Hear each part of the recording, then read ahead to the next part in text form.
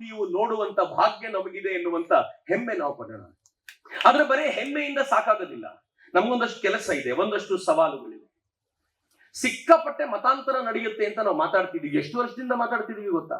ಸ್ವಾತಂತ್ರ್ಯ ಬಂದ ಹೊಸತರಿಂದಲೂ ಮಾತಾಡ್ತಿದ್ದೀವಿ, ಮತಾಂತರ ನಡೀತಿದೆ. ಇನ್ನೆಷ್ಟು ವರ್ಷ ಮಾತಾಡೋಣ?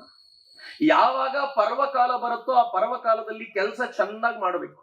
ಒಂದಷ್ಟು ಸವಾಲು ತಗೊಳ್ಳೋಣ. ಮತಾಂತರ ಆಗ್ತಾ ಇದೆ ಅಂತ ಎಷ್ಟು ದಿನ ಅಂತ ಬಡದಾಡೋದು? ಘರ್ ವಾಪಸಿ ಮಾಡೋದು ಹೇಗೆ ಅಂತ ಮನೆಗೂ ಕಲಿಸಿಕೊಡೋಣ. ನಾವು ಮತಾಂತರ ಆಗೋರ ಕತೆ ಬಿಡಿ, ಯಾರ್ಯಾರು ಮತಾಂತರ ಆಗಿದ್ದಾರೋ ಇವನ್ ಮತಾಂತರ ಆಗಿದ್ದಾನೆ ಅಂತ ಶರಣ್ಗೆ ಫೋನ್ ಮಾಡಿ ಹೇಳೋದೇನು? ಶರಣಿಗೆ ಫೋನ್ ಮಾಡಿ ಹೇಳ್ಬೇಡಿ, ನನಗ್ ಫೋನ್ ಮಾಡಬೇಡಿ, ಇಲ್ಲಿರೋ ವಿಶ್ವ ಹಿಂದೂ ಪರಿಷತ್ನ ಲೀಡರಿಗೆ ಫೋನ್ ಮಾಡಬೇಡಿ. ನಾವು ಹೆಂಗೆ ಟ್ರೈನ್ ಮಾಡೋಣ ನಮ್ ಜನರನ್ನ ಅಂತಂದ್ರೆ, ನಮ್ ಮನೆ ಪಕ್ಕದವ್ರು ಮತಾಂತರ ಆಗಿದ್ರೆ ಅವ್ರನ್ನ ವಾಪಸ್ ಕರ್ಕೊಂಡ್ ಬಂದು, ಏನು ಮಾಡೋದ್ ಬೇಡ, ಕೊರಗಜ್ಜನ ಬಳಿ ಕರ್ಕೊಂಡ್ ಬಂದು, ಕೊರಗಜ್ಜನ ಬಳಿ ನಾನು ಹೋಗಿ ತಪ್ಪು ಮಾಡಿದೆಪ್ಪ, ಇನ್ನು ಹೋಗೋದಿಲ್ಲ ಅಂತ ಕೇಳಿಕೊಂಡ್ರೆ ಮುಗಿತಪ್ಪ, ನೀನ್ ವಾಪಸ್ ಬಂದೆ ಅಂತ ಒಂದು ಸುದ್ದಿ ಮಾಡ್ರಲ್ಲ. ಯಾವ್ದಾವ್ದೋ ರೀಲ್ ಗಳನ್ನ ಮಾಡ್ತೀವಲ್ಲ, ಒಂದು ಮತಾಂತರ ಘರ್ ವಾಪಸಿ ಮಾಡೋದು ಹೇಗೆ ಅನ್ನೋದಕ್ಕೆ ರೀಲ್ ಮಾಡ್ಲಿ ನಮ್ ತರುಣ್ರು, ನಾನು ವಾಪಸ್ ಕರ್ಕೊಳ್ತೀನಿ ಅಂತ. ನಾವು ಎಲ್ಲಿವರೆಗೂ ಮತಾಂತರದ ಬಗ್ಗೆ ಮಾತನಾಡೋಣ, ಘರ್ ವಾಪಸಿಯ ಬಗ್ಗೆ ಇನ್ನು ಮುಂದೆ ಮಾತನಾಡಬೇಕು. ಮನೆಗಳಲ್ಲೂ ಘರ್ ವಾಪಸಿಯ ಚರ್ಚೆ ನಡಿಬೇಕಾಗಿದೆ. ಎಲ್ಲಿಯವರೆಗೂ ಲವ್ ಜಿಹಾದ್ನ ಬಗ್ಗೆ ಮಾತಾಡ್ತಾ ಇರೋಣ, ಸ್ವಲ್ಪ ಬದಲಾವಣೆ ತರೋಣ. ನಮ್ಮ ಮಕ್ಕಳಿಗೂ ಹೇಳೋಣ, ಗಂಡ್ ಮಕ್ಕಳಿಗೂ ಹೇಳೋಣ. ಎಷ್ಟು ದಿನ ಅಂತ ನಮ್ದೇ ಹೆಣ್ಮಕ್ಳನ್ನ ನೋಡ್ತಿರ್ತೀಪ, ಹುಡುಗಿ ಸಿಗ್ಲಿಲ್ಲ ಅಂತ ಎಷ್ಟು ದಿನ ಅಂತ ಹೇಳ್ತಿರ್ತೀಯ, ಸ್ವಲ್ಪ ಬೇರೆಯವ್ರನ್ನು ನೋಡಲ್ಲ.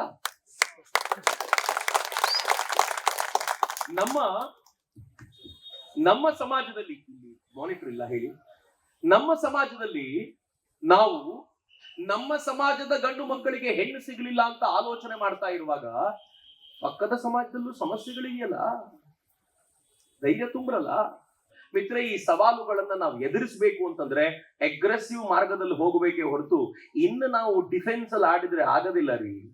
ಟೆಸ್ಟ್ ಮ್ಯಾಚ್ಗಳು ನಿಂತು ಹೋಯ್ತು, ಒನ್ ಡೇ ಮ್ಯಾಚ್ಗಳು ಕಡಿಮೆ ಆಯ್ತು. 2020 ಮ್ಯಾಚ್ ಇರೋದೇ 20 ಓವರ್. 20 ಓವರ್ ಬಡಿಬೇಕು ಅಷ್ಟೇ. ನಂಗೆ 50 ಓವರ್ ಇದೆ, ಇಡೀ ಟೆಸ್ಟ್ ಮ್ಯಾಚ್ 5 ದಿನ ಆಡ್ತೀನಿ ಅಂತ ಹೇಳಲಿಕ್ಕೆ ಪುರುಸೊತ್ತಿಲ್ಲ. ಈಗ 20 ಓವರ್ಗಳಲ್ಲಿ ನಮ್ಮ ಸಾಧನೆ ಏನು ಅಂತ ತೋರಿಸ್ಬೇಕು ಅಂತಂದ್ರೆ ಈ ನಾಡಿನ ಪ್ರತಿಯೊಬ್ಬ ತರುಣನೂ ಕೂಡ ತಾನು ಸಂಕಲ್ಪಬದ್ಧನಾಗಿ ಸಿದ್ಧನಾಗಬೇಕು. ಅಂತ ಸಂಕಲ್ಪಬದ್ಧನಾಗ್ಲಿಕ್ಕೆ ಅಂತಾನೆ ಇವತ್ತು ಪಾದಯಾತ್ರೆ ಮಾಡಿರೋದು. ಆ ಪಾದಯಾತ್ರೆಯ ಆ ಸಾಮರ್ಥ್ಯವನ್ನೇನು ಗಳಿಸ್ಕೊಂಡಿದ್ದೀವಲ್ಲ, ಅದನ್ನು ಪರಿಪೂರ್ಣವಾಗಿ ಸಮರ್ಪಿಸ್ಲಿಕ್ಕೆ ಸಿದ್ಧರಾಗೋಣ.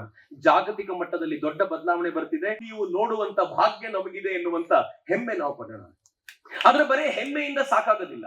ನಮ್ಗೊಂದಷ್ಟು ಕೆಲಸ ಇದೆ, ಒಂದಷ್ಟು ಸವಾಲುಗಳಿವೆ. ಸಿಕ್ಕಾಪಟ್ಟೆ ಮತಾಂತರ ನಡೆಯುತ್ತೆ ಅಂತ ನಾವು ಮಾತಾಡ್ತಿದೀವಿ. ಎಷ್ಟು ವರ್ಷದಿಂದ ಮಾತಾಡ್ತಿದೀವಿ ಗೊತ್ತಾ? ಸ್ವಾತಂತ್ರ್ಯ ಬಂದ ಹೊಸತರಿಂದಲೂ ಮಾತಾಡ್ತಿದ್ದೀವಿ, ಮತಾಂತರ ನಡೀತಿದೆ. ಇನ್ನೆಷ್ಟು ವರ್ಷ ಮಾತಾಡೋಣ?